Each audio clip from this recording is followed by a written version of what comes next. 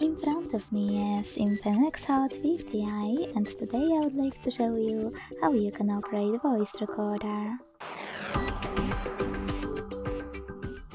Begin by launching Recorder app and tapping on red button at the bottom to start recording. As you can see, recording is on. To pause it or unpause it, use the same button. To add a bookmark, click on the left one, and to end it and save it on the right one. As you can see, my recording was successfully created. To play it, click on it. And to manage it, hold it to use all of those options at the bottom. For example, rename or delete.